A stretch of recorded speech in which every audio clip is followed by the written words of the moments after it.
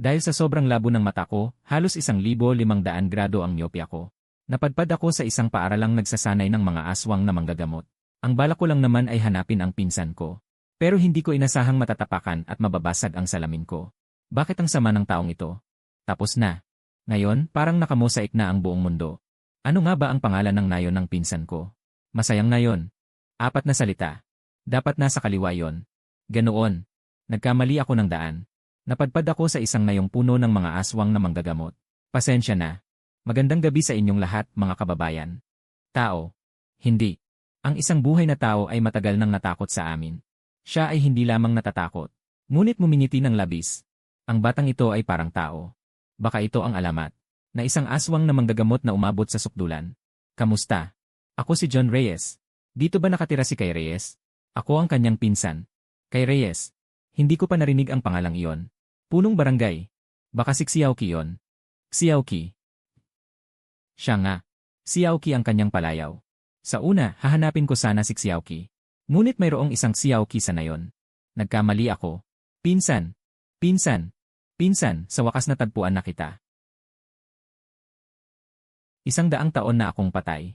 Mayroon akong isang Kuya Berto. Kuya Berto. Aking mga alaala. Bukod sa pagpatay ay mga kakaiba at nakakatakot na bagay. Kailan pa ako nagkaroon ng Kuya Berto? Sobra ba ang aking pagpatay? At talagang nakalimutan ko ang ilan sa mga ito. Pero pinsan, bakit ang lamig ng kamay mo? May sakit ka ba? At parang pumuti ka pa. Masama ba ang pagkain sa baryo? Kulang sa sustansya? Anemic ka? Diyos ko. Hinawakan niya ang kamay ni Xiaoqi. Sikat siya sa pagiging malupit. Ikaw, anong ginagawa mo rito? Mag-aaral. Sabi ng tiyahin ko. Pumunta raw ako rito para samahan ka. Habang nag-aaral sa paaralan ng baryo. Nasaan ang punong guro? Magandang araw po, punong guro. Ako si John Reyes. Kakadating ko lang sa baryo. Dapat ay nakapagpaalam na ang mga magulang ko sa inyo. Para sa paglipat ng eskwela. Ikaw, ang mga magulang mo, nagpaalam sa akin. Maaaring, siya ay anak sa labas ng isang nakatagong hari ng multo. Yung paalam na sinabi niya, kailan yon ginawa? Tama. Punong guro, tignan niyo. Dala ko na ang mga gamit ko. Naalala ko na. Siyempre naalala ko. Ginoong John, pinarangalan niyo ang aming paaralan sa inyong pagdating. Talagang nagniningning ang aming eskwelahan. Xiaoqi, dalhin mo siya sa dormitoryo ng itim na tarangkahan. Dahil sa 1,500 degrees na labo ng aking mata. Tapos nadurog ang salamin ko. Ngayon, hindi ko na makilala ang tao sa hayop sa loob ng 3 metro. Akala ko ang mga aswang na doktor na ito ay tao. Ang kakaiba ng kondisyon ng dormitoryo na ito. Parang kapsula ng kalawakan. Isang solong kama na ganap na nakapaligid. Mas maganda ito kaysa sa dobleng kama. Tao pala siya. Tangka. Si Xiaoqi mismo ang naghatid sa kanya para magulat. Si Xiaoqi. Si Xiaoqi ay isang kilalang masamang babaeng aswang na doktor sa baryo. Kung sino man ang hindi mo gusto, sasapakin mo. Kung siya ay tao, paanong walang kahit anong amoy ng takot? Tiyak na hindi ordinaryo ang taong ito. Bastos na espiritu ng isang malaking doktor ng multo. Magkakasama na tayong magkakapatid sa dorm. Ako si John Reyes. Ano ang mga pangalan nyo? Tawagin mo na lang akong Benji. Ako si Santi. Magandang araw, Kuya Jun. Tawagin mo akong Ipiao. O, mga kapatid. Nadurog ang aking mga mata.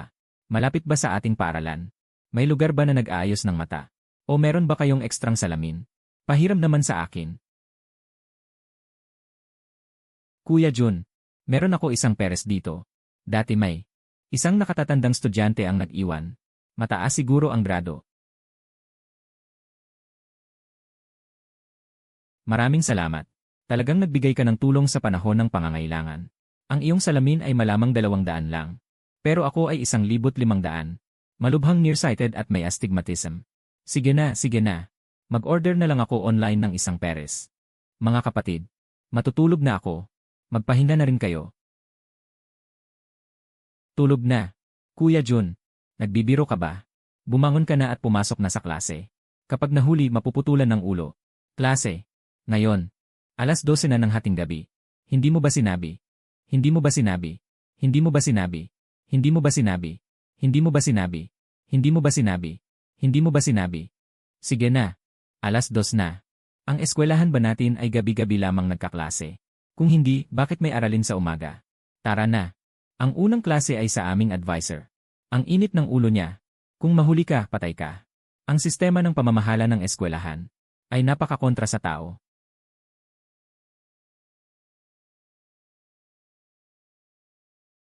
Bilang isang sobrang lapit-lapit ang mata. Sa loob ng 3 metro, sinuman ay malabo para sa akin. Hindi ko talaga makilala kung sino-sino sila. Magandang araw, guro. Magandang araw, mga kamag-aral. Bilang 1,500 degrees na lapit-lapit ang mata at nabasag ang salamin, inakala kong ang mga kakaibang ito ay ordinaryong tao.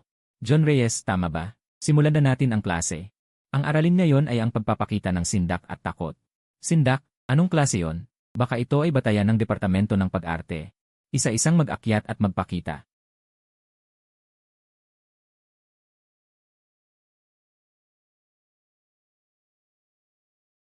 Maganda, puno ng sama ng loob.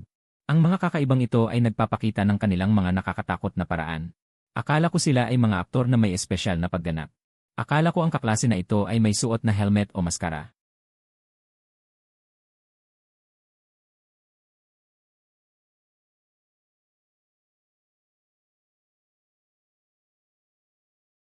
Magaling ang mga pagganap ng lahat. Ang bagong transfer student na lang ang natitira. Guro, ano ang dapat kong gawin? Wala akong dala na props. Hindi kailangan ng props. Ipakita lamang ang pinaka-nakakatakot na eksena sa iyong paningin. Ang pinaka-nakakatakot na eksena. Hindi ba yon ay? Guro, handa na ako. Mga kamag-aral, ang susunod kong ipapakita ay ang bawat hating gabi na nagigising ako mula sa panaginip. Pinakasukdulang takot.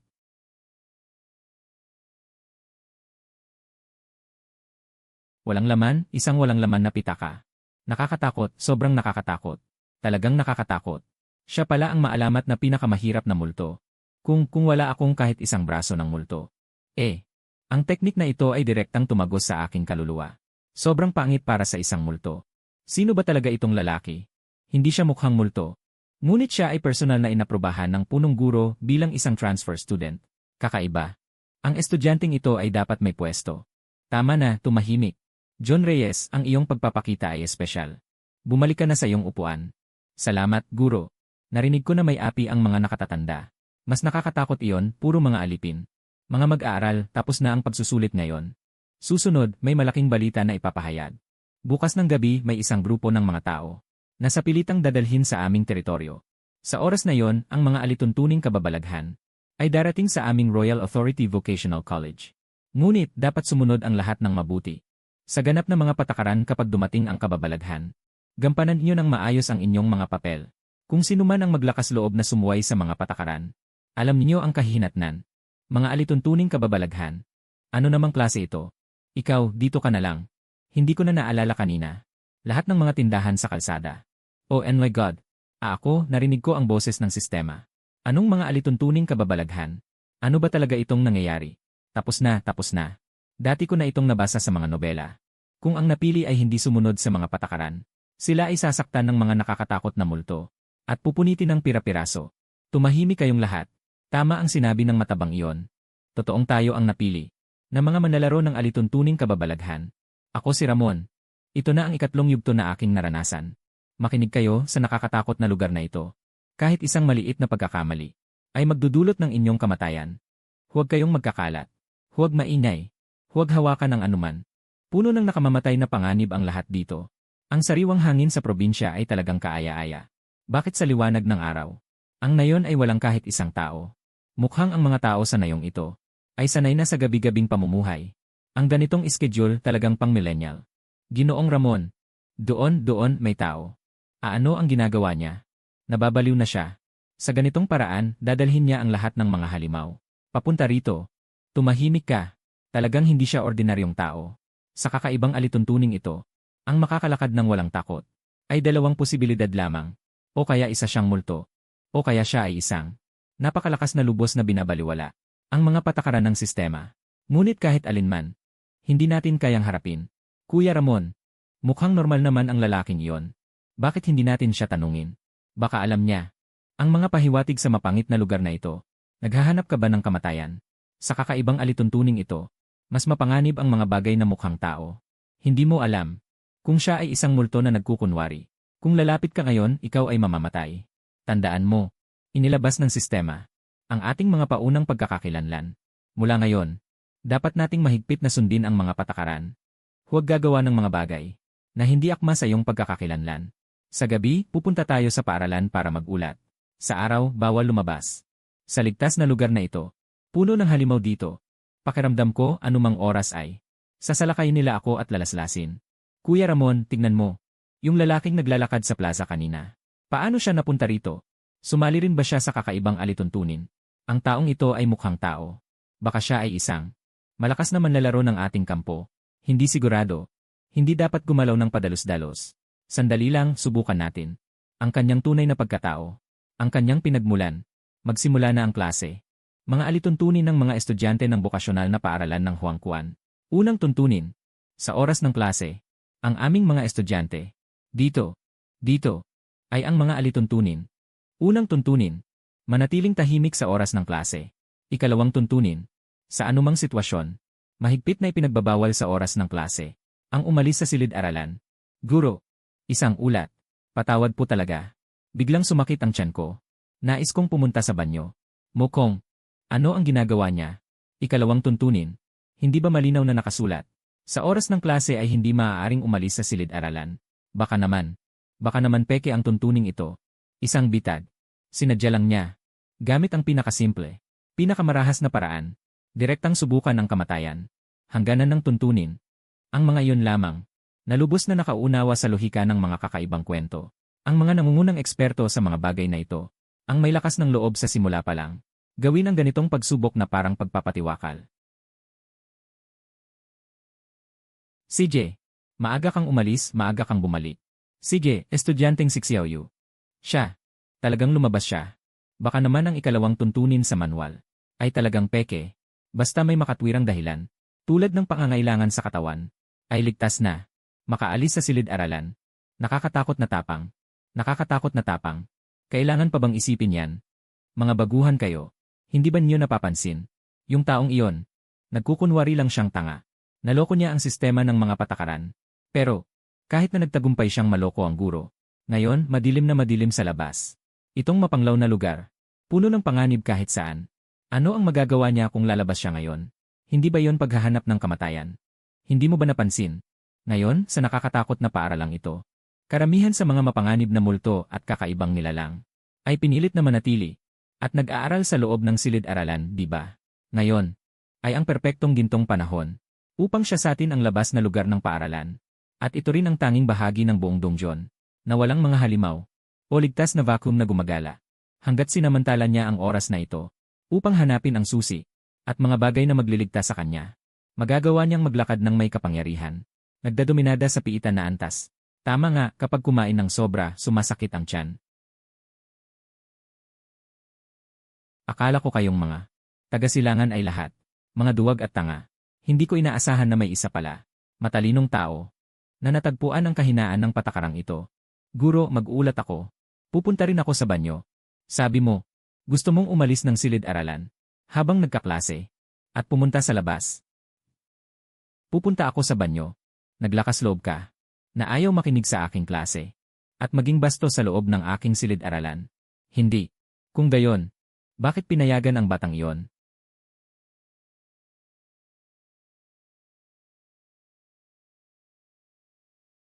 Paano nangyari ito?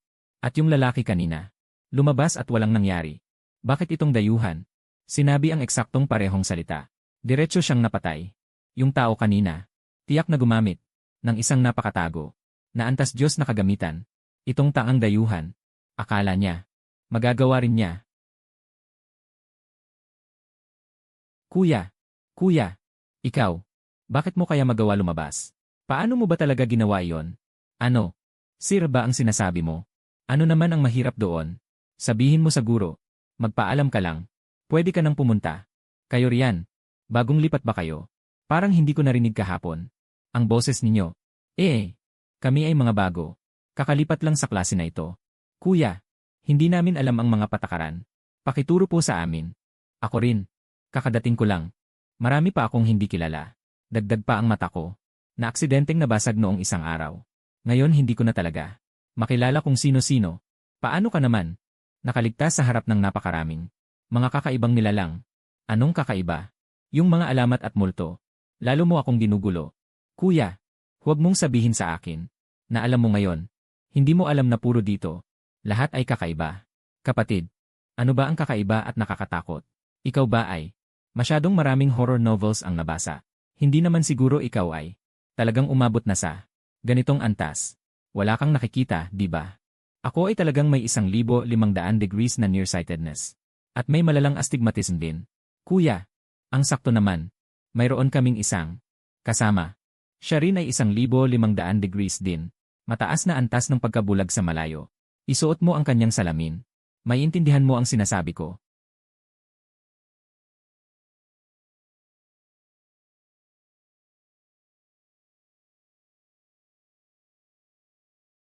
Sino ang nag-utos sa inyong magklase? Na magbulungan? Makinig ng mabuti sa klase.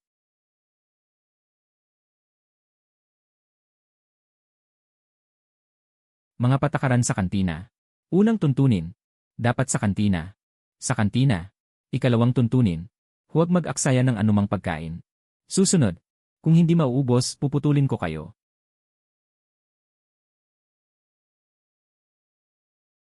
Tita, magandang gabi. Bigyan mo ako ng maraming karne. Kamakailan ay komersyal na pelikula. Sobrang nakakapagod sa utak. CJ, mabait ka. Panahon ng paglaki ng katawan. Kailangan kumain ng marami. Halika, halika. Tita, pipili ako ng sariwa para sayo. Tita, magandang gabi. Ako. Maliit ang aking gana. Kapag kumakain. Bigyan mo ako ng kaunti lang. Kaunti lang sapat na. Salamat. Ano? Kaunti lang. Ayaw mo ba sa ginawa ko? Masama ba ang lasa? Kung ayaw mong kumain ng mga pagkain ito, ikaw.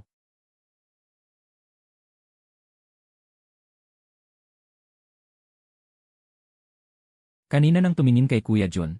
Noong naghahain siya, akala ko nakatagpo ako ng napakakakaibang nilalang. Mukhang ang mga multong ito, sa amin at sa kanya, ay ganap na magkaibang anyo. Sakit na kingu. Bigyan mo rin ako ng marami. Isang malaking kutsarang puno. Salamat, ate. Huwag mong iwanan. Nagdagdag pa rin ako para sa'yo. Sunod.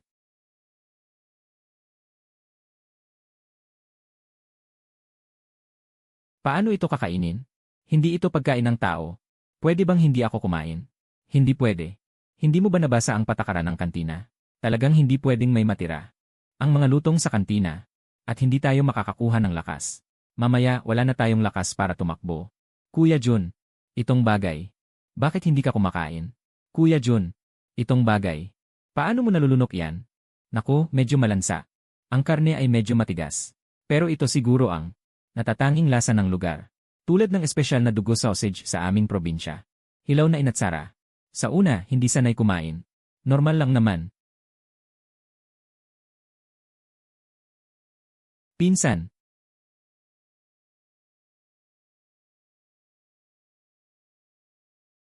Pinsan. Pinsan. Itong lalaki. Ay pinsan pala ng aswang na doktor na ito. Malamang ito ang pagkakakilanlan na ibinigay ng patakaran. Pinsan na babae. May kailangan ka ba sa akin? Hindi ako mamamatay. Hinahanap ko na sila. Kumusta? Kaibigan. Ano po ang kailangan nyo sa amin? Mga tanong sa susunod na pagsusulit. Inutusan kayo ni Guru Laosi na mag-training sa kabubatan. Pumunta sa unang palapag ng Kiefu para sa tanong na Kikasi. Hilahin ang basketball pataas. Ano ang gagawin natin? Ang mga aswang na doktor ay hindi gagawa ng walang dahilan. Papagawa tayo ng mga walang kwentang gawain. Kung pupunta tayo, tiyak na 9 sa 10 ang mamamatay.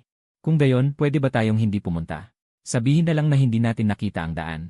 Talagang hindi pwede. Kapag ang isang aswang na doktor ay humiling o nag-utos ng harapan, nangangahulugan ito na ang patakaran ng sapilitang pagsunod ay aktibo na. Tama si Luis. Wala tayong atrasan. Dahil hindi natin ito maiiwasan. Kailangan lang nating maging maingat. Magkakasama tayong pumunta at tingnan ang sitwasyon. Kaibigan. Ang pangalan ko ay Luis. Paano ko po kayo tatawagin? Ang pangalan ko ay John Reyes. Bagong lipat ka rin ba? Kaibigang Jun. Kami ay bagong dating. Hindi pa kami pamilyar sa terrain ng paaralan. Pwede mo ba kaming samahan upang kunin ang basketball? Walang problema. Mga kaklase naman tayo. Dapat tayong magtulungan.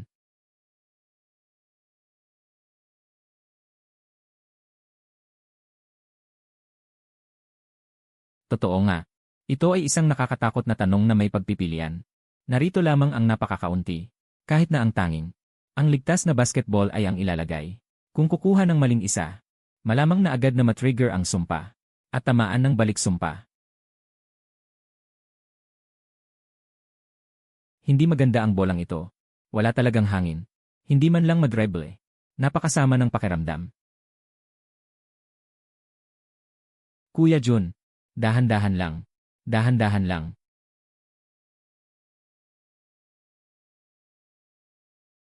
Ang bababa ng kalidad ng mga bolang ito. Malamang matagal nang nakaimbak. Bahala na. Gamitin na lang kahit ganon. Tara, mga pare, pumasok na tayo sa klase. Ang leksyon na yon ay larong basketball. Ngayon, hanapin agad ang inyong mga kasamahan sa koponan. Maghanda nang magsimula. Kuya Lu, bakit hindi ka sumali? Puntahan kita. Puntahan kita. Maghanda nang magsimula. Kuya Lu, wala na tayong magagawa sa larong ito. Nagbabasketball ba sila? Ang gusto nila ay tayo.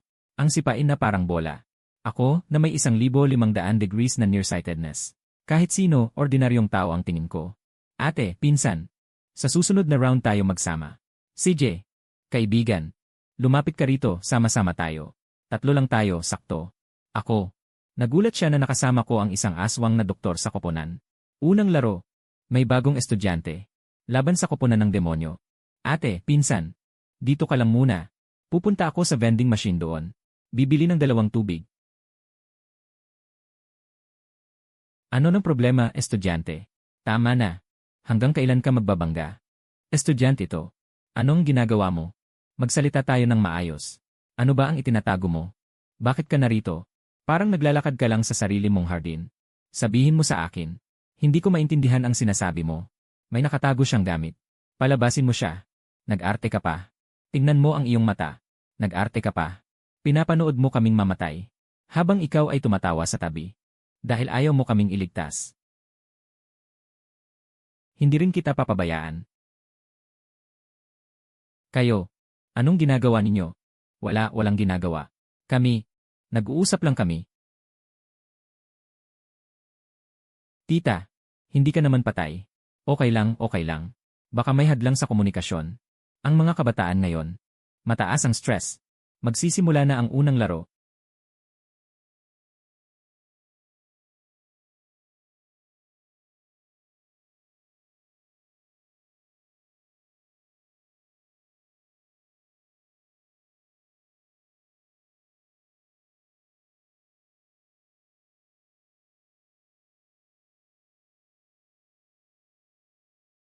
Kuya Ramon, paano lalaban?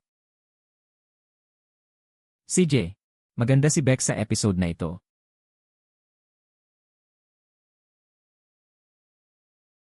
Ang panalo sa round na ito ay ang Devil Team.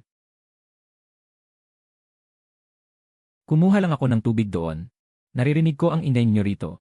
Ang lakas ng sigaw ng bawat isa, parang lindol. Ang tindi ng laban sa basketball.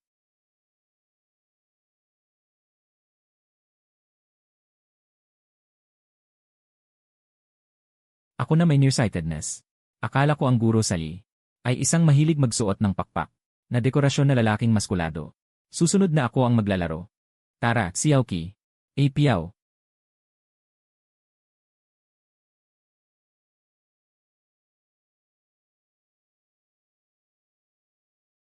Mga kaibigan, saluhin ang bola.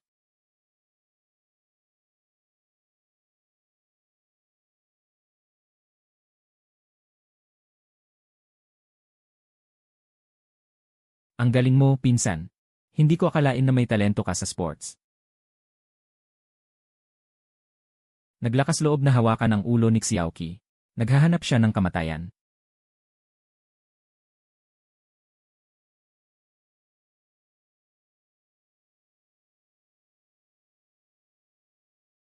Kaklase. Ang lakas mo naman. Dreble lang, dreble lang. Dreble ka lang, dreble. Dreble lang, dreble lang. Anong tao ang nabangga mo?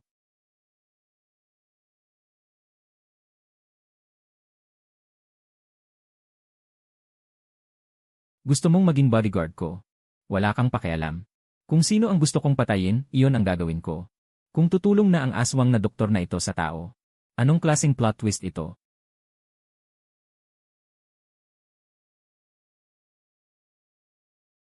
Gusto mong mag-away? Sige, laban. Ngayon, tingnan ko. Ikaw na tinatawag na ate. Gaano ka ba talaga kagaling?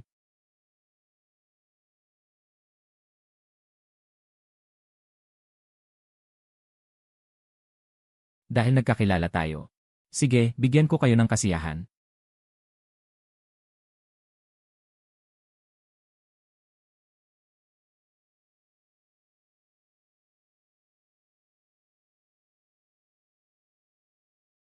Ikaw naman.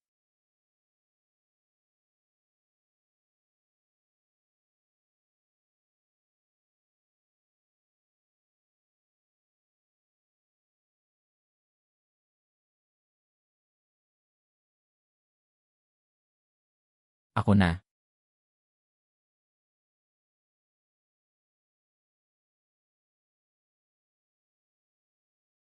Ikaw naman.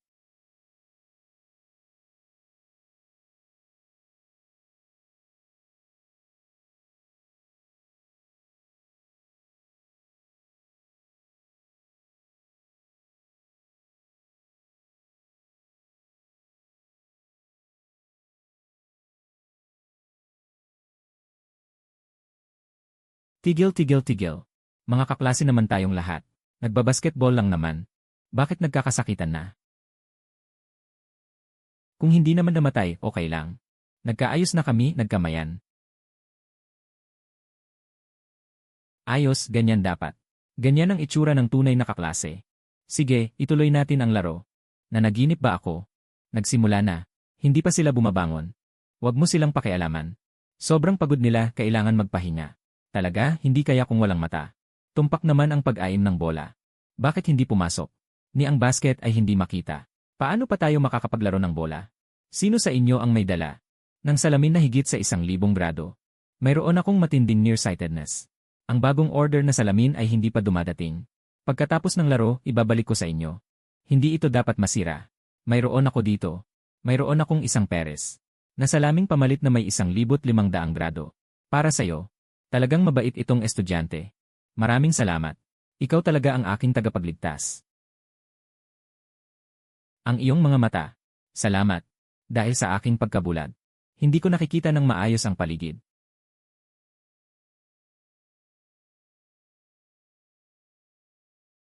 Hindi ko inaasahan na ang kaklase na ito.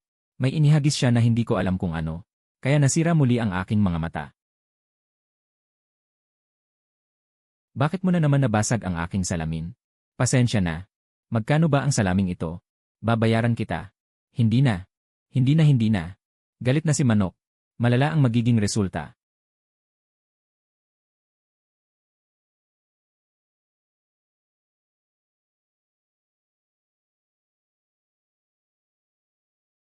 Tapos na ang laban. Pangkat ni John Reyes. Panalo. Ananalo. Nanalo. Napakagaling. Pinsan. Nanalo tayo. Halika. Bigyan kita ng magandang bagay. Ito ay dala ko mula sa bahay. Dahil maganda ang naging laro mo kanina. Para sa'yo.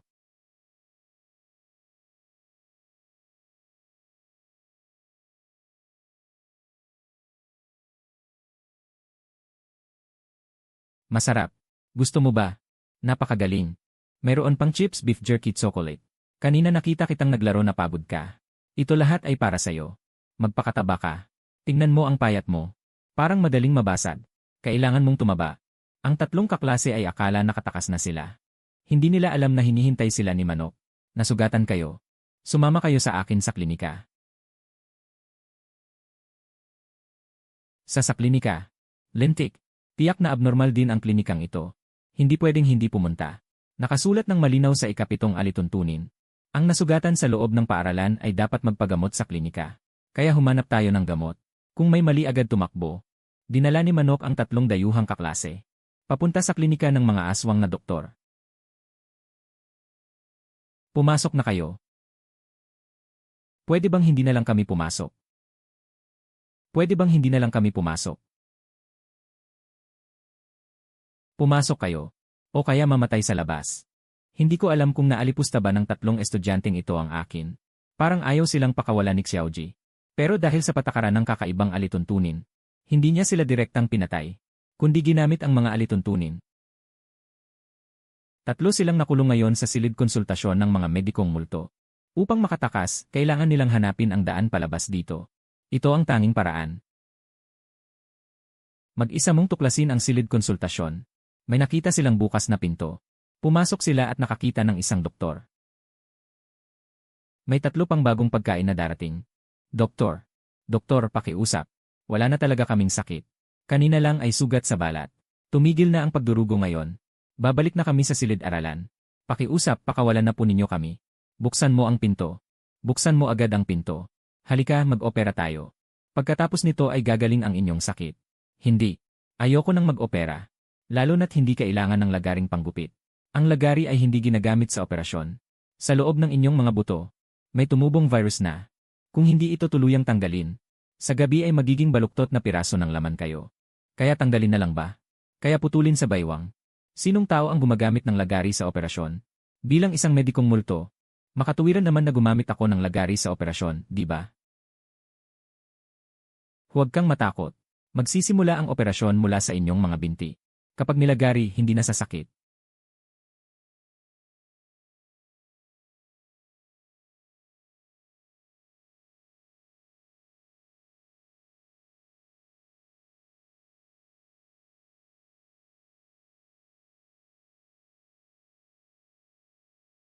Huwag na kayong mag-atubili. Ilabas na ang pera. Kung hindi, gagawin ko kayong pampalamig o kakainin sa gabi. Kuya! Kuya! Huwag mo akong patayin. Ito na ang lahat ng aming naipon. Pakiusap. Patawarin mo na kami. Pangahas kang magbigay sa akin ng basurang papel na ito. Ang kailangan ko ay braso ng multo. Mukhang sawa ka na sa buhay. Saan kami makakakuha ng braso ng multo? Dahil hindi kayo magbabayad. Ibibigay nyo na lang sa amin ang inyong mga buhay. Sadya nilang inaaway tayo para patayin. Malapit na tayong makatakas sa grupong ito ng mga aswang na doktor. Baka alam nila na kaunti na lang ang oras. Sadyang naghahanap lang sila ng dahilan para patayin tayo. Maghiwa-hiwalay tayo sa pagtakbo. Makaraos lang tayo sa oras, makakabalik na tayo. Alam ko na tatakas kayo. Iwan na lang ninyo ang inyong mga buhay. Sino kaya ang una nating kakainin? Kung hindi kayo magbibigay ng braso ng multo. Iwan na lang ninyo ang inyong laman bilang bayad sa dugo. Ang mga taong ito ay hinarang ng aswang na doktor para mangikil ng braso ng multo.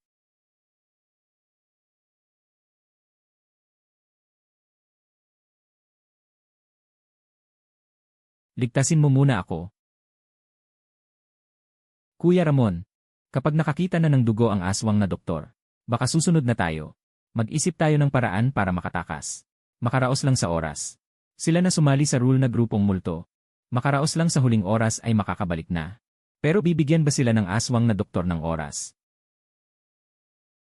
Kuya Jun, sagipin mo ako. Tigil niyo lahat yan. Saan galing ang pakikialam na ito? Ano ang ginagawa ninyo? Nanununtok sa eskinita sa likod ng paaralan. Anong klase kayo? Baliw ka na ba? Ibaba mo ang kamay mo. Pakawalan mo ako. Pangahas ang batang ito na sumigaw sa akin. Lulunukin ko siya ng buhay. Lunok mo ang lolo mo. Bulag ka ba? Siya yung John Reyes. Sino si John Reyes? Kanina sa basketball court. Ang pinsan nitong si Xiaoqi. Ang nakatatandang estudyante sa basketball court. Diretso niyang pinalayas. Gugustuhin mo ba siyang awayin kung gusto mong mamatay? Pasensya na, Kuya Jun. Hindi namin alam na ikaw pala ay isang mahusay na tao. Kami ay walang modo. Mula ngayon, ikaw na ang aming kuya. Tama yan. Mula ngayon, dapat magtulungan ang mga kaklase. Huwag kayong basta-basta bumuo ng grupo at mang-api ng mga bagong estudyante. Maraming salamat sa turo, Kuya Jun. Kuya Jun, uwi na kami at magsusulat ng 1,000 salita na pag-amin ng pagkakamali. Pangako, hindi na kami mang-aapi ng mga bagong estudyante. CJ. Salamat sa pagligtas mo sa akin. Kung hindi, kakainin na nila ako. Walang anuman, kaklase. Hindi ko kayang tiisin ang pambubuli sa paaralan. Boss, napakababa naman ng iyong paglalarawan. Iyan ay hindi simpleng pambubuli. Hindi mo naintindihan.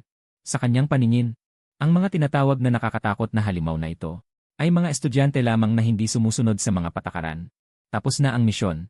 Mangyaring lumikas ang mga nakaligtas na manlalaro sa loob ng 3 minuto. Sa wakas ay natapos na. Ang dungeon na ito ay hindi lugar para sa tao. Kuya Jun, Kung hindi dahil sa iyong lihim na proteksyon sa pagkakataong ito, kaming mga ito ay tiyak na hindi makaliligtas sa dungeon na ito. Malaking utang na loob, hindi sapat ang pasasalamat. Sabihin na nating si Ramon ay may utang sa iyo ng isang buhay. Hindi, ano ba ang sinasabi mo? Huwag ka nang magkunwari, Kuya Jun. Oras na. Sa iyong kakayahan. Ang sirang dungeon na ito ay tiyak na nalampasan mo na ng maraming beses. Sumama ka na sa amin agad. Kung mahuhuli pa tayo, hindi na abot. Tara. Saan? Saan pa ba? Siyempre, uwi tayo. Uwi, maliligo ng mainit at matutulog ng mahimbing. Nais mo pa bang manatili ng matagal sa aswang lugar na ito? Umuwi. Kakabayad ko lang ng buong matrikula para sa semestreng ito. Ang paaralang ito kahit sira ang mga pasilidad. Pero paano ako makakaalis ngayon? Matrikula. Kuya Jun, sobrang nasobrahan ka na ba sa pag-arte? Malinaw na hindi lang ako nagbayad ng matrikula. Pumayag din ako sa akin tiya. Na dito ako mag-aaral kasama ang aking pinsan. Kuya, hindi mo ba talaga alam? Ano ang hindi ko alam? Ano ba talaga ang ibig sabihin nito? Rule horror. Ito ay isang rule horror na sitwasyon. Kuya Jun, makinig kang mabuti sa akin. Hindi ito ordinaryong paaralan. Ito ay isang kopya ng rule horror. Ito ay puwersang supernatural. Biglang hinihila ang mga tao mula sa totoong mundo. Para maglaro ng laro ng kamatayan dito. Ay, itong estudyante. Napakarami ba ninyong nababasang nobela online? Nalulung ba kayo sa kakaibang laro? Anong panahon na ito? Dapat tayong maniwala sa agham. Tumigil na kayo. Hindi pa ba niyo napapansin? Baka may problema ang utak niya. Ibig mong sabihin, dahil sa matinding stress sa isip, na-trigger ang mekanismo ng pagprotekta ng kanyang utak. Totoo ba yon? Wala nang oras. Kahit totoo man o nagpapakatanga siya. Mananatili man tayo dito, mamamatay din tayo. Huwag na natin siyang pakialaman. Umalis na tayo agad. Kuya Jun, talaga bang hindi ka sasama sa amin? Ayoko. Mag-aaral pa ako dito. At aalagaan ko ang aking pinsan. Kahit ano paman. Kung hindi dahil sa iyo ngayong gabi. Tiyak na hindi kami makakaligtas. Bago kami umalis, ito ay munting regalo para sa iyo. Sana makatulong ito sa iyo. Ay, ang bait mo naman. Mga kaklase tayong lahat. Natural lang ang magtulungan. Paalam na. Mga bagong lipat. Kuya Lu, ano ba ang regalong binigay mo? Nakita ko ito sa isang tagong sulok ng instance. Isang napakatumpak na. May night vision na. 1,500 grado na salamin. Mga kaklase. Ang taunang spring outing. Magsisimula na. Spring outing. Sa wakas makakalabas na para lumamon. Guro, saan tayo mag-spring outing ngayon? Guro, pwede ba tulad noong nakaraang taon? Na kumain ng tao? Nga. 1 taon na akong hindi nagpapalit ng bagong balat. Ngayon dapat sa lungsod. Pumili ng ilang dosenang masasarap na balat ng buhay na tao. Ano itong espesyal na paglalakbay? Ang tingin ko sa inyo lahat ay sobrang excited. Tuwing spring outing ay masaya. Hindi ko alam kung saan ngayon. Ganun pala. Mukhang maganda ang pag-aayos ng ating paaralan. Sa tuwing spring outing, tumahimik kayong lahat. Sino ang nagsabi sa inyo na sa lungsod tayo pupunta? Sinabi ng principal. Ang lugar ng spring outing ngayon, hindi sa mga ligtas na lungsod, kundi sa Black Forest. Pagkatapos ng klase umuwi sa dorm, hindi inaasahan na sumusulat ng testamento ang kasama sa kwarto. Broad, ang sipag mo naman. Sa kalaliman ng gabi, kakagaling lang sa klase nagsimula na agad gumawa ng takdang aralin. Kian-je, hindi ito takdang aralin. Ito ay testamento. Ano raw? Hindi naman kung anong malaking bagay ang mag-camping sa Black Forest. Bakit parang naghihiwalay na tayo? Hindi mo alam ang takot sa Black Forest. Doon, kahit damo ay sumisipsip ng dugo.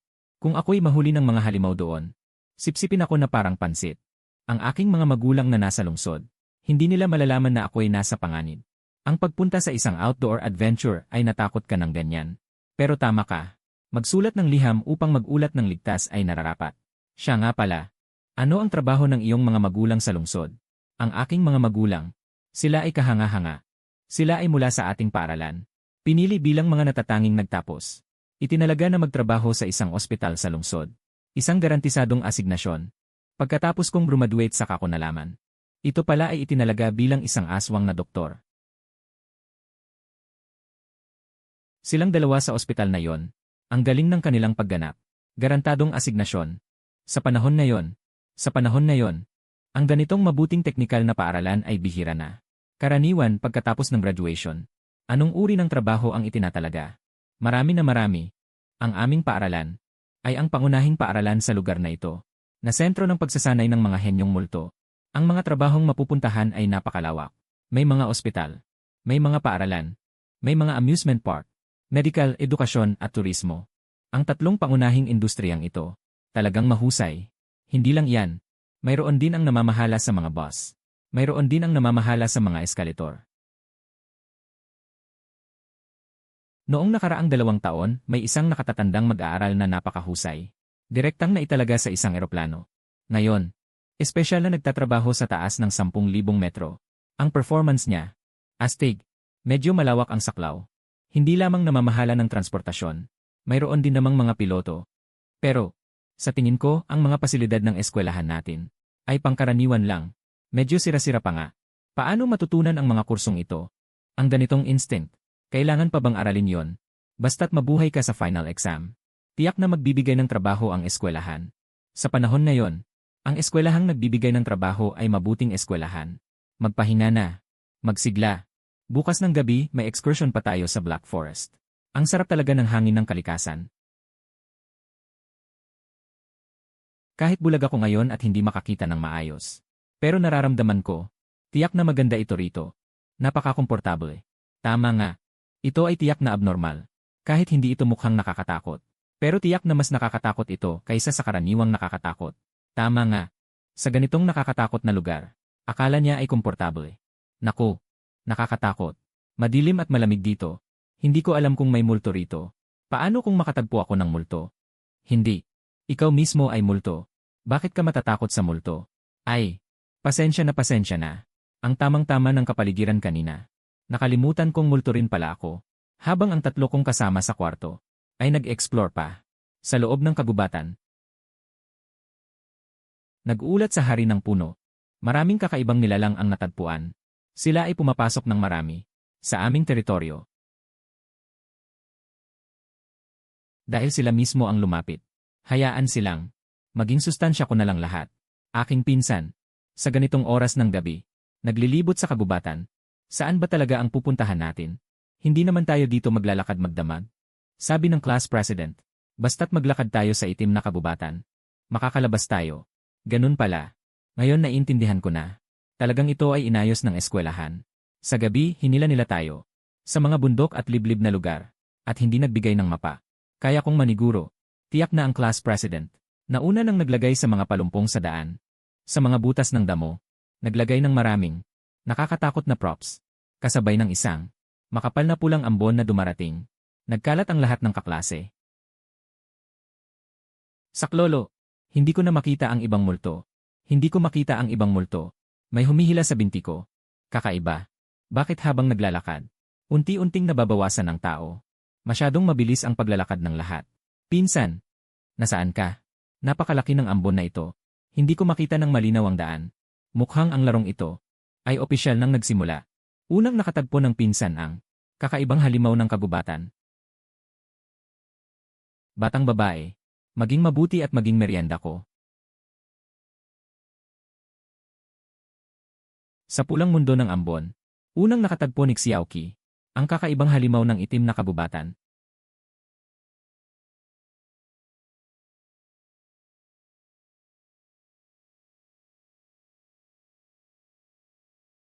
Kayo mga basura, pinapaantala ako sa paghahanap ng pinsan ko.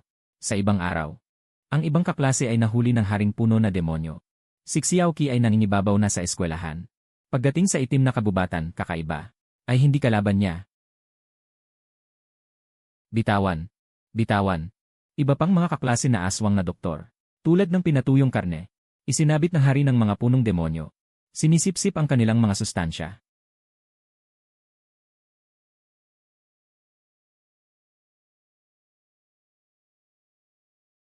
At ang iba pang mga kaklase, naglalaro ng pagtatali at pagdarasal. Si Xiaoqi ay natalo na ang kalaban.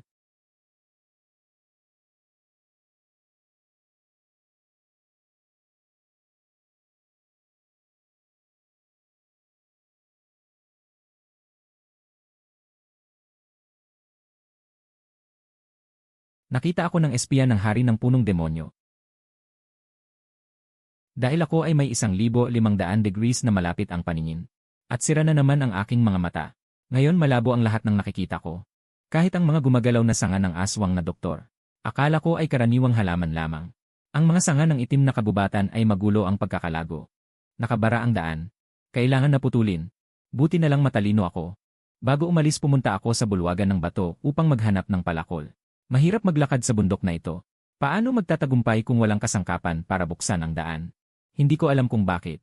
Pakiramdam ko ang palakol na ito sa aking kamay. Napakakomportable pumutol ng kahoy. O kaya naman ang mga puno dito ay masyadong marupok. Kahit basta na lang iwagayway ang palakol ay napuputol. Ganito na lang. Ako ay lito at walang malay. Pinutol ko ang lahat ng mga punong aswang na doktor na nakaharang. Nasaan ang aking palakol na pumapatay ng kaluluwa? Sino ba talaga? Nagnakaw ng aking minanang sandatang multo. Iyon ay kayang pumutol ng bakal na parang putik. Isang kayamanan na espesyal na ginagamit sa pagpuputol ng mga aswang na doktor. Sino ang maglalakas loob na galawin ang aking palakol? Dahil hindi ko makita ng malinaw. Akala ko pa rin ang mga punong aswang na doktor na ito ay mga ordinaryong sanga lamang. Binigyan ko lang ng putol ng basta-basta. Habang pumuputol, hindi ko alam kung bakit. Palaging nararamdaman na ang palakol na ito. May sariling pulang sinag ng talim. Patuloy akong kumakawag. Pakiramdam ko ay napakakomportable pa rin. Dalawang kaklase na aswang na doktor. Naggalugad sa itim na kabubatan. Ang lugar na ito, mas malamig kaysa sa morgue ng aming paaralan. Ito ay isang kakaibang bulaklak na kumakain ng multo. Maglalabas din ng amoy na pinakagusto ng aswang na doktor. Ang bango. Napakadalisay na multo. Kakainin ko ito.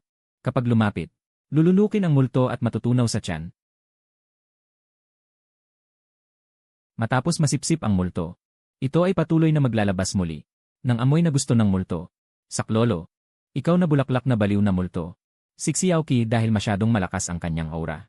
Ang mga bulaklak na multong nakatagpo sa kanya. Lahat ay nag-urong. Kuya Berto, nandoon ka ba? Kung hindi ka palalabas, susunugin ko ang kabubatan na ito. Pagkatapos magkahiwalay, Siksiyaoki ay patuloy na hinahanap ako. At ang mga sanga ng Haring Tree Demon na nasa lahat ng dako ay natagpuan na Siksiyaoki. Hahawakan Siksiyaoki upang sumipsip ng sustansya. Kayo na naman itong mga maikling asul na kahoy. Ang hari ng punong demonyo ay inatake Siksiyaoki. Dumating ang walang bilang na mga sanga ng nag-aalburuto.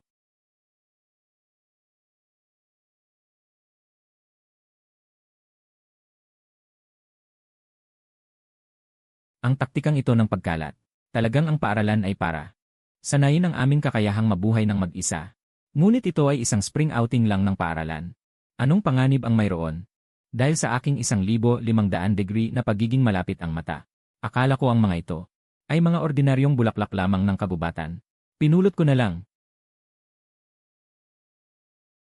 Tiyak na maganda ang tanawin dito. Kung mayroon lang sana akong salamin. May 3 kapatid na isa ang hinila. Ang sugatan na kapatid ay nawala na lamang. Kasuklam-suklam. Kinain pala nito ang aking roommate. Papatayin kita. Bubunutin ko itong bulaklak mong sira. Hindi ko inaasahan, Nobita, na napakalalim ng iyong pagmamahal sa sugatan na kapatid. Para iligtas siya, ipinagkait mo pa ang iyong buhay. At nakipaglaban sa mga ligaw na multo. Lalim? Wala iyon. Yung multong iyon ay may utang sa akin na 500 baryang pang-aswang na hindi pa niya binabayaran. Na-exorcise na siya, sino ang magbabayad sa akin? Hilahin mo siya palabas. Hilahin mo siya palabas. Ang hari ng mga demonyong puno ay nagtatago sa kabubatan. Walang bilang na mga sanga. Ngayon kahit sino ay kayang hilahin ang mga taong ito palabas. Ang mga taong ito ay kayang hilahin ang mga taong ito palabas. Ang mga taong ito ay lahat ng iyong walang bilang na mga sanga. Ngayon, inaatake ng hari ng mga demonyong puno si Xiaoqi. Mukhang masyadong malakas ang kapangyarihan ni Xiaoqi. May malaking atraksyon ito sa hari ng mga demonyong puno.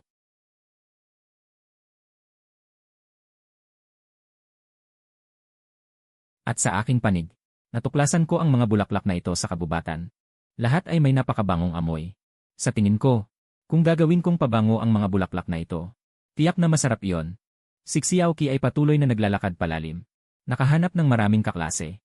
Ang mga kaklaseng ito ay lahat na huli ng hari ng mga demonyong puno. Patuloy na sinisipsip ang kanilang sustansya.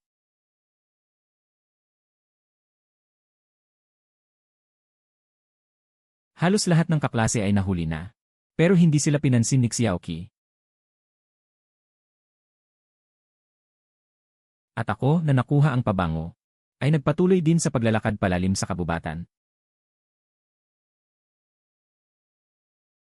Kahit hindi ko makita ng malinaw.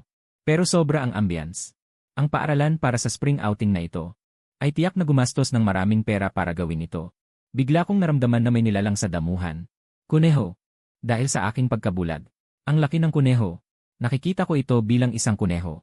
Sa aking paningin, ganito ang itsura nito. Sa totoo, ganito ang itsura nito. Sakto lang na nakuha ko ang pabango kanina. Kaya ngayon, ang kuneho ay dumating sa tamang oras. Kanina ay maayos pa ito. Bakit biglang nagbago ang ugali? Ah, ah, ah, ah, ah, ah, ah, ah. Hindi maikakaila. Ang mga bulaklak na ginawang pampalasa kanina. Talagang napakabango. Kapag naamoy mo, talagang nagugutom. Ang hirap ng buhay ng mga estudyante sa vocational school ngayon. Sa camping, kailangan pa nilang manghuli ng pagkain. Si Kaya na mabilis na gumagalaw sa gubat. Biglang tila may naamoy na amoy. Mukhang, ang mga pinrosesong talulot ay kumakalat sa malalayong lugar. Bilang isang mahilig kumain, agad itong napansin ni Kaye. Kuya Berto, anong ginagawa mo? Pinsan, halika rito. Nag-ihaw ako dito. 3 kong kasama sa kwarto. Nakikipaglaban pa sa batong bulaklak. Si Kaye ay kumakain pa ng inihaw. Kuneho, hindi na kaya. Ang mga bagay sa gubat na ito, lahat ay baliw. Tingnan mo doon. Iyan ang maalamat na pulang kabute ng multo. Narinig ko sa nakatatandang estudyante. Ang ganitong kabute ay tumutubo sa pinakamadilim na lugar. Pagkakain nito, maaaring agad nagisingin ang gen ng pagkabaliw sa katawan. Magkakaroon ng lakas ng walang kamatayang demonyo. Kukunin ko yan.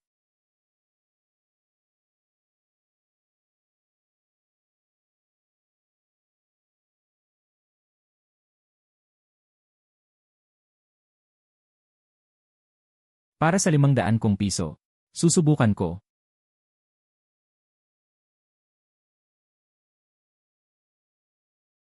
Nakuha ko.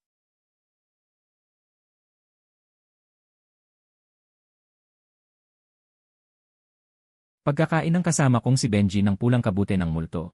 Biglang tumaas ang kanyang lakas at nagkaroon ng napakalakas na kapangyarihan.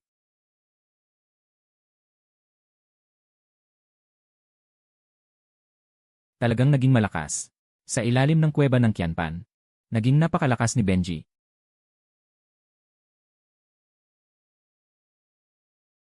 Isoli mo ang 500 ko.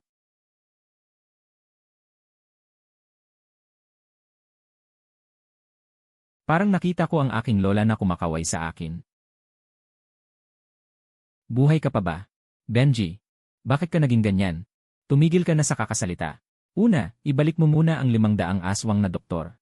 Natatakot akong baka kainin ka na naman ng ibang bulaklak mamaya. Ito para sa'yo. Subukan mo.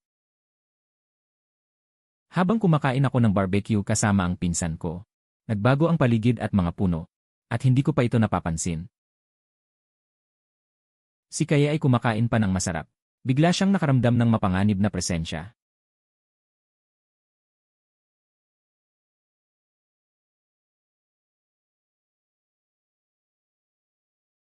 Saan ka pupunta, pinsan? Kakaluto pa lang ng karne. Mas masarap ito kapag mainit. Kakain ka pa ba? Ipak mo na lang para sa akin. CJ, nanghihina na. Talagang nanghihina na. Parang naubos ang lakas ng katawan.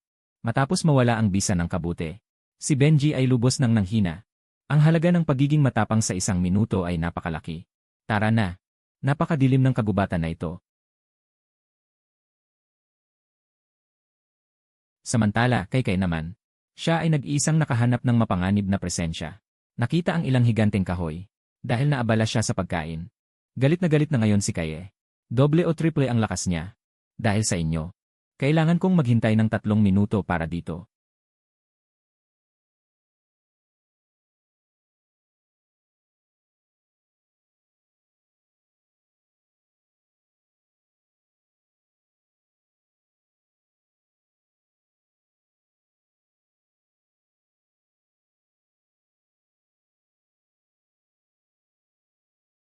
Tingnan ko nga. Kung saan nakatago ang pinagmulan ng kaguluhang ito. Na ikaw mismo ang nagdala. Sige, magpatuloy. Mga kapatid. Naamoy ko na. Tiyak na nasa doon ang karamihan. Paglabas para maglaro. Ang pinakamahalaga ay huwag magtapo ng basura kung saan-saan. Ang bilis ng pinsan ko. Kailangan ko ring magmadali. Kung hindi, maghihintay na ang guro. Ganito na lang. Nagpatuloy ako sa paglakad. Hahanapin ang karamihan. Isa na naman ang dumating. Matandang kahoy. Ikaw ba ang pumigil sa akin na kumain? Sabi ko sa'yo. Ikaw ba ang sumasagabal sa aking pagkain? Aba, tayong lahat ang nagbuhat nito. Ito ang alamat na. Punong demonyo ng itim na kabubatan ba? Ayon sa alamat, kahit tao o multo. Kung mahuli ng kanyang mga sanga, ang lahat ng enerhiya ay agad na sisipsipin hanggang wala. Ang hari ng punong demonyo ay nagsimulang tumawag. Walang bilang na mga bantay na kalansay. Lungsod ng apat na tubig.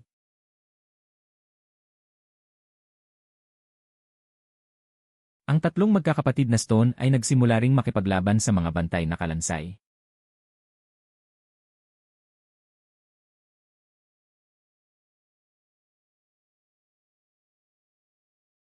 Napakarami. Hindi talaga maubos. Si Xiaoqi na nakipaglaban ng 12-12 rounds. Bumaba ang kanyang lakas. Nagsimula na ring mapagod.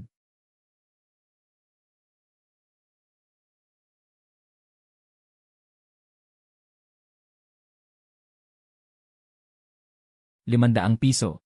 Sa huli, hindi pa rin nakuha pabalik. Wala na. Ngayon tuluyan na akong naging tuyong karne.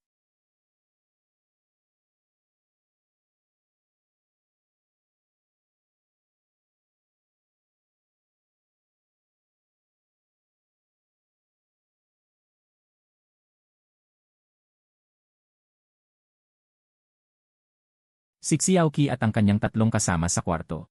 Lahat ay nahuli ng hari ng punong demonyo. Magpumiglas kayo. Kayo lahat ay aking sustansya. Medyo pagod na. Mukhang dito na ako matutulog ngayong gabi. At ako ay nakarating din sa teritoryo ng hari ng punong demonyo. Hindi ko alam na gusto ako saktan ng hari ng punong demonyo. Sakto. Ang lumang punong ito ay matibay. Magpuputol ako ng kahoy para mag-apoy. At makakagawa rin ako ng silungan. Saan nang gagaling ang kakaibang ingay? Tigilan mo na ang pagputol. Ayun. Patuloy kong iniugoy ang palakol na ito. Tuloy-tuloy na pumuputol ng kahoy. Kahit paminsan-minsan ay may sigaw ng sakit. Pero inisip ko lang na, mga nakakatakot na sound effects sa paaralan.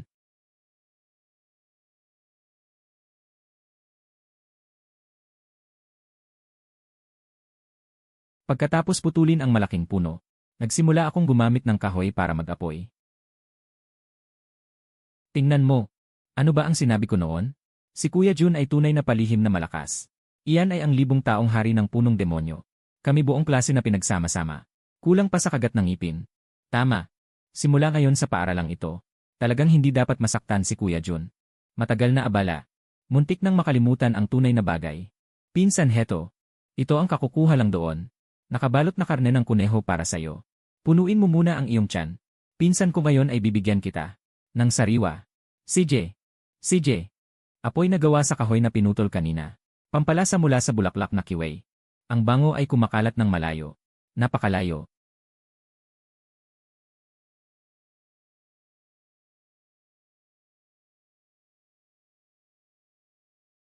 Sandali. Maaari ba kaming umupo dito? Lumapit na ang mga kaklase. Tamang-tama. Mag-ihaw muna tayo para mag-recharge ng lakas.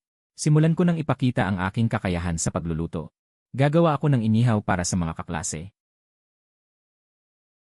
Huwag kayong mahiya. Lahat ay mayroon. Yehe.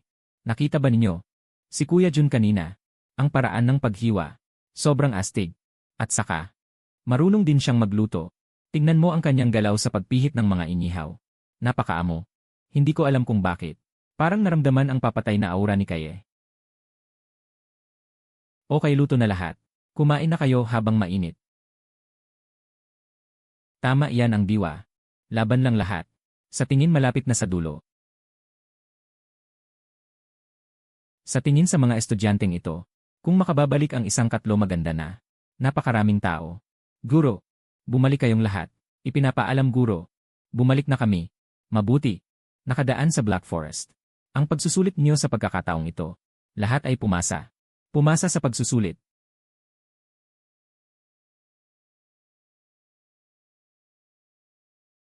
Hindi ito picnic kundi pagsusulit pala.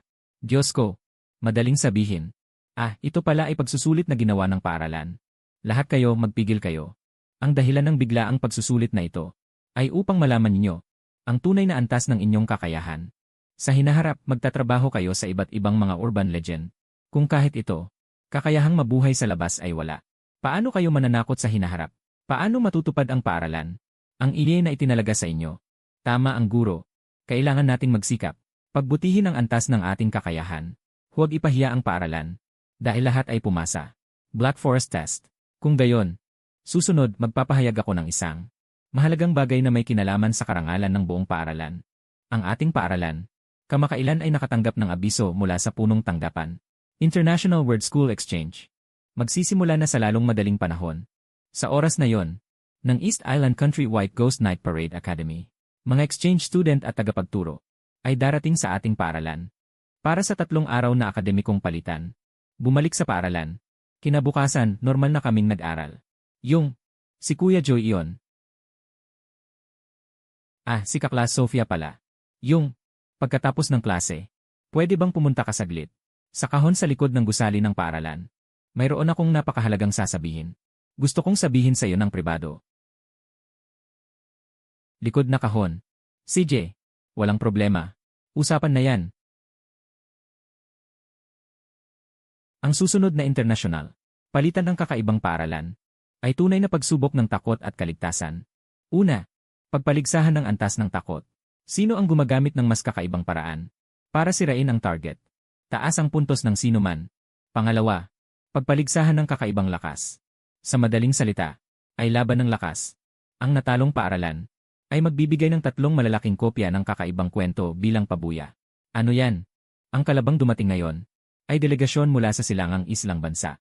Ang kanilang mga kakaibang paraan ay napakalupit. At sa mahabang panahon, ay sobrang yabang sa internasyonal. Hindi nila pinapansin ang kakaiba ng ating bansa ng dragon. Ang principal mismo ang nagsalita. Kailangan nating manalo sa paligsahan na ito. Huwag kang mag-alala, guro. Talo natin ang silangang islang bansa. Yung usapan kanina. Tandaan mong pumunta ha.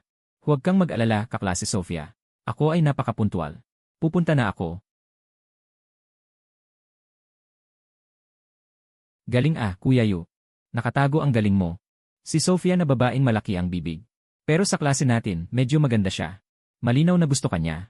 Ang susunod na eksena, kailangan bang maghalikan? Ano ba yung sinasabi mo?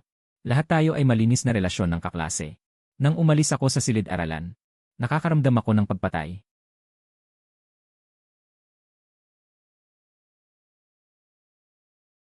Kaklas Sofia, bakit ka nagmamadaling hanapin ako? May emergency ba? Yung nangyari kagabi.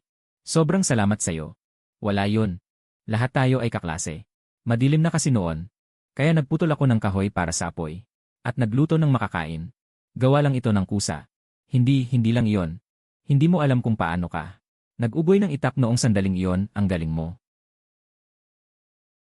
Ikaw ang pinaka-espesyal na nakilala ko. Ang pinakagwapo at pinakaligtas na lalaki. Kaklas Sofia. Ito ba ay Joey? Gusto kita. Gusto kita.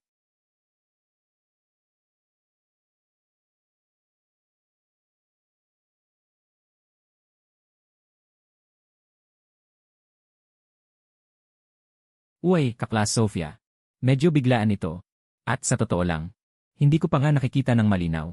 Kung ano ang itsura mo ngayon, kung papayag ako sa'yo, hindi lang ito kawalan ng respeto sa akin, kundi pati sa'yo. Kaya, okay lang, Kuya Jun. Wala akong pakialam. Kung gusto mo akong makita ng malinaw, ngayon na, lumapit ka lang sa akin. Tingnan mo ako ng mabuti, di ba? Naalala ko na. Yung mga bagong estudyante dati, binigyan nila ako ng regalo. Sabi nila pasasalamat. Bago sila umalis, ibibigay ko sa iyo ang munting regalong ito. Sana makatulong ito sa iyo. Akala ko salamin ito noon. Nakalimutan ko. Hindi ko binuksan. Ito ay tunay na tulong sa oras ng pangangailangan. Tama ang pagkakakilala ni Luis sa tao. Alam niya kung ano ang kailangan ko. Kaklas Sofia, makikita ko na ang itsura mo.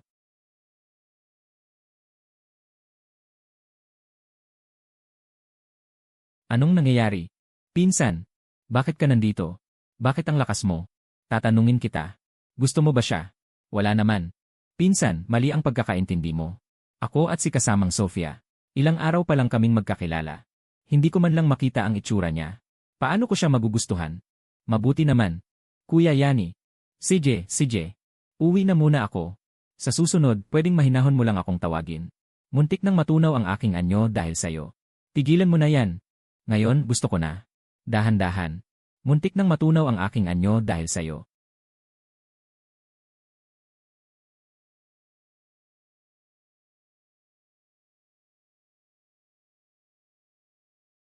Kanina.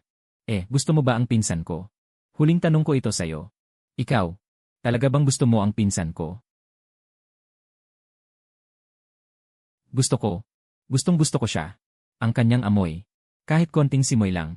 Ang aking kaluluwa ay natutunaw. Mahal na mahal ko siya. Nakakadiri.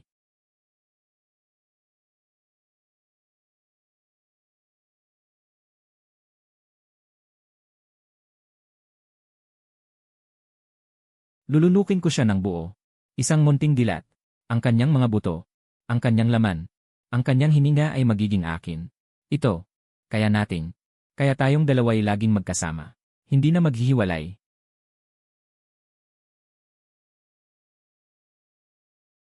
Mas baliw ka pa sa akin.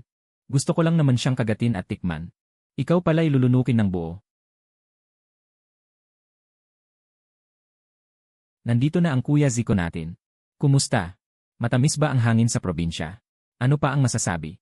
Siguradong sasabihin nilang, Kuya Jun, ibinibigay ko sa iyo ang aking puso at iba pa. Huwag kayong mang-asar. Si kaklase Sofia lang naman ay. Nagpapahayag lang sila ng pasasalamat sa akin.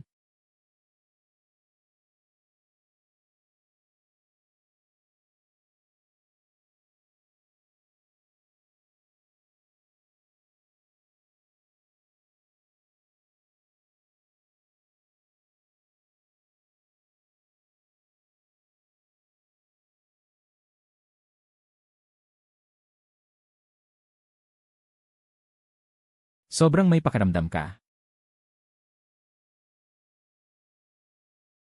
Tingnan niyo lahat. Si Kuya Yu ay may girlfriend na. Umuwi ka na, pinsan. Narinig ko na may babaeng nagkakagusto sa'yo ngayon. Wala na ngayon. Anong ibig sabihin ng wala na ngayon? Sinabi ni kaklase Sofia na bigla siyang nagbago ng isip. Nagdesisyon siyang mag-aral muli sa malayong lugar. Ganoon ba? Ang mga kabataan ngayon. Talagang aalis na lang basta-basta. Makiraan. Parcel. Sino ang tinatawag na John Reyes? Ako. Ako si John Reyes. Marunong ka talagang pumili ng lugar.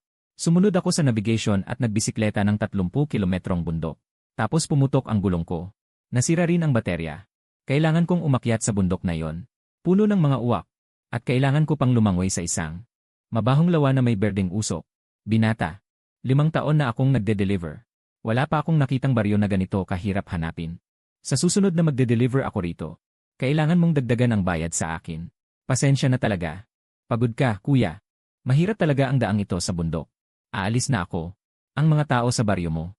Bakit ang kukupad-kupad ng itsura? Dumating na rin. Ang aking 1,500 degree na espesyal na malinaw na salamin.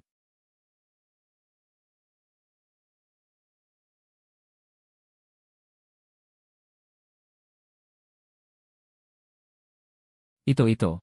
Totoo ang sinabi ni na Luis. Puro mga aswang na doktor ang narito.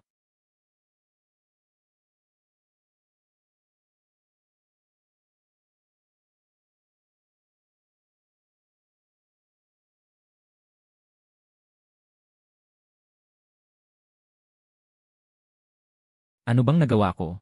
Berto, anong nangyari sa'yo? Nagawa ko na.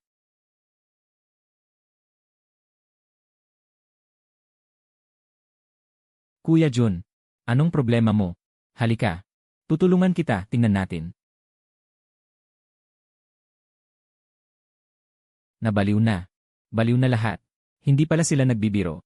Impyerno talaga ito. Kailangan kong tumakas. Kailangan kong bumalik sa mundo ng mga tao.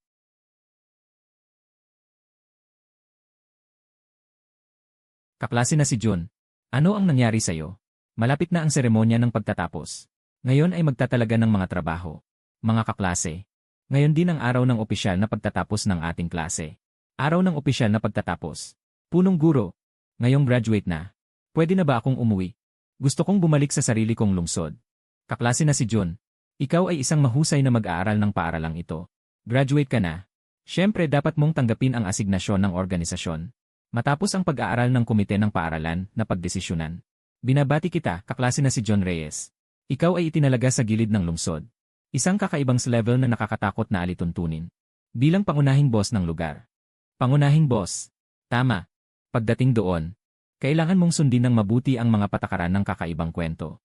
Ang iyong gawain ay patayin lahat ng mga manlalarong tao na maglakas loob na pumasok at hamunin.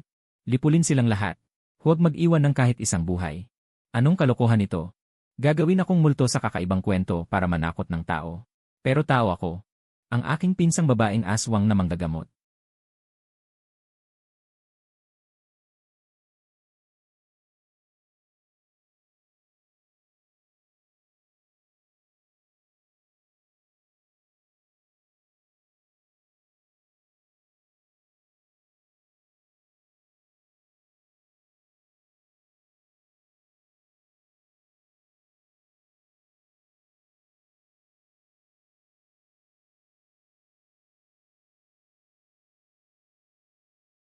Anit na kumikinang. Bilisan tingnan ang pinsan niya may basang buhok. Kalala huwag tumakbo. Maglaro tayo ng taguan. Pinglingling bumaba si Kelin. Pagkain para sa malaki at maliit. Kulot na buhok na kumakaluskos. Naging malaking dramang eroplanong papel. Sa dulo ng pasilyo mga hiyaw. Malaking pag-ugoy. Pinsan puti ang buhok kumikinang. Mata kumikislap na liwanag ng aswang na manggagamot. Kagabi sa aklat ni Guro Herman Manalo. Tumatawa ng nakakalamig. Biglang lumipad ang mga piraso ng chalk. Nagsisigawan ang buong lugar. Entablado ng koronel. Dali, tingnan ang pinsan niya. May isang sumasamahin. Kalala, huwag tumakbo. Sabay tayong maglaro ng taguan.